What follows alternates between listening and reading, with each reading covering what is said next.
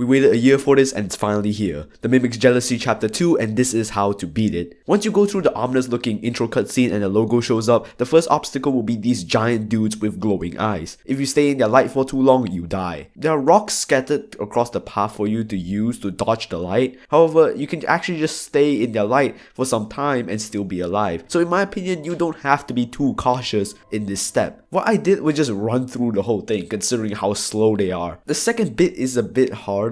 Get your lantern out for this, by the way, you need it. These overweight monsters are feasting on something else right now, and for them to not notice you, just simply crouch. That will do the trick. However, there are layers of glass around that will make noise when you touch them, which will alert these monsters and get you killed. It's rather dark in this area, so please turn on your lanterns for this one. There's some tight squeezes, but generally after a few tries, you should be able to get this one under wraps as you memorize the path and all that. Just follow the clear path. The next one is where the difficulty actually starts ramping up. You meet with this guy that looks like a blobfish, but he's friendly and vegetarian. After you talk with him, a trapdoor will open and you are sent down to collect meat for him. There are 3 hallways which all lead to bowls. You need to find the bowls first and put the meat inside. The meat can typically be found hanging at the top of one of the hallways or at the counter right next to the bowls. Each bowl can hold 3 pieces of meat. The monster in here is very sensitive to sound, but that makes him very easy to manipulate, just run around. And he's also very slow as well, on normal mode at least, so it's completely fine to run past him if you get the chance. And oh yeah,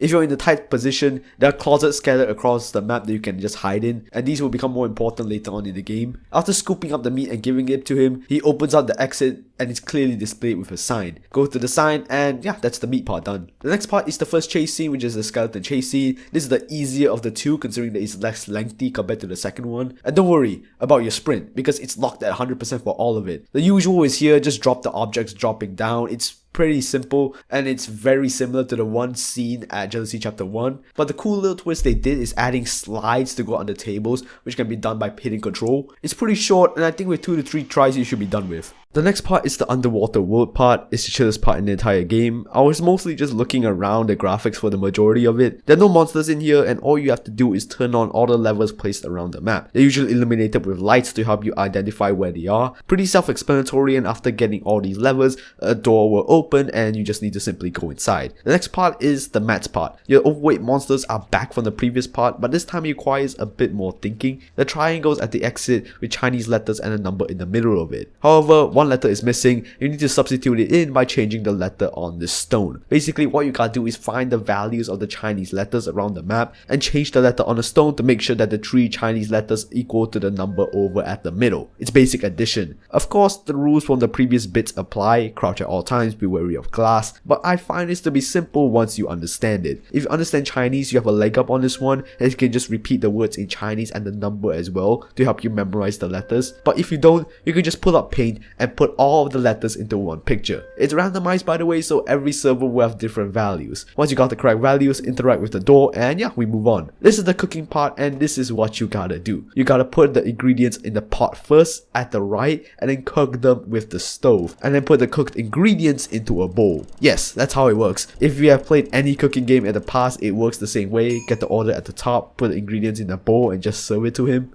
After you finish the cooking part, he chases after you. This is the longest chase in the entire game and it's pretty lengthy. Thankfully, your stamina is still locked at 100, so you can run all the time. Twist here is ladders, and there'll be ladders that you have to climb up to get to the next destination. The terrain here is also much rougher than the terrain at the first skeleton chase scene, so you have to find the terrain that is the least steep in the path to make sure you don't get stuck, because that's a real concern in this level. Don't worry about those glowing eye people, they don't do anything in this level. And oh yeah, hold down sprint, hold down W, this chase is much more punishing than compared to the last. The next part is red light, green light. When you drop down, you enter the curse zone where you can't sprint at all. There's this lady that will be tracking you throughout, but she will not kill you if you do not move while she sees you. Occasionally, she will look down and this is your time to move. If you move while she sees you, you die. Basically, red light, green light from Squid Game, same principle, same example. After that, you get up to the ladder and get over to the next part. This is the tower and you're still stuck in the curse zone, by the way. Basically, you have to get up to the top of the tower while doing 3 puzzles along the way. One is at the beginning healing at where you start, one is at the middle of the tower, and one is near the top. There's this monster that'll be looking around every once in a while, so you can hide in this makeshift shelter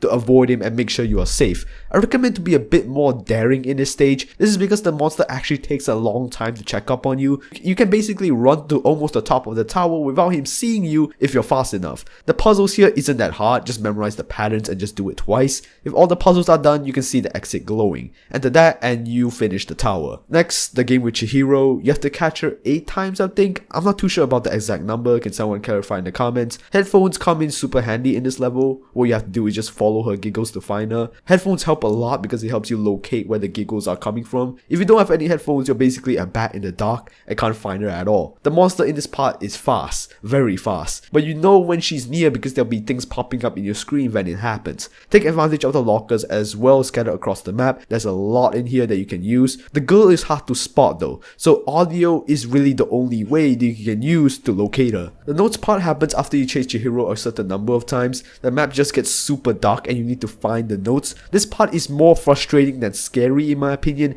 because the monster can be easily ignored by just running away from her when you see her. She won't chase after you at all. I legit spent 20 minutes running around the map to find the notes. The only thing I can give to you is go inside the houses scattered across the map. There is guaranteed to be at least a page in those houses. Also, this scales up by the way, and the more people you have, the more notes you need to find. Just run away from the monster, get into the houses to hopefully find a note, and wander around until you find every note that you need. After that, CHIHIRO helps you and puts you on this whale which takes you to the surface on this boat. And this is the last battle in the entire game. Nagisa is a snake that is trying to kill you and you can just use the cannons around the boat to shoot her. Your ammo is shown at the bottom right and you have to shoot at her to drain her health. Shooting her body does little to no damage by the way, so aim for the head every time. She has a couple of attacks, one is the laser beam. Personally, don't dodge it at all, just simply ignore it. This is because the laser beam just does little damage and considering her head is so exposed, I think you should instead shoot her face while she's doing the attack. The next attack is where she will bite into the boat and force you high up to the air. You can counter this by simply shooting at her when she does this attack. Don't worry, you won't get any damage if you get close to her bite. The boat is not indestructible by the way, but it's very durable, and it's rare that you will die due to that. In the rare occasion that you get glitched out of the boat like I did, swim under the map into the void, so you can forcefully respawn back at the boat. Your prime times for shooting at her is during attacks, because when she's under the sea, it's quite hard to get a good hit at her. Once you drain her health to 0, the final cutscene plays out and yeah, the game ends. That's how you beat it. I'll be making more Mimic content soon, discussing my personal thoughts about the game, the lore, nightmare mode, but I just want to put this out first just so you can experience it. Anyways, if you're feeling for more Mimic content, check out the walkthrough that I did for Jealousy Chapter 1 a year ago, and yeah, I'll see you there.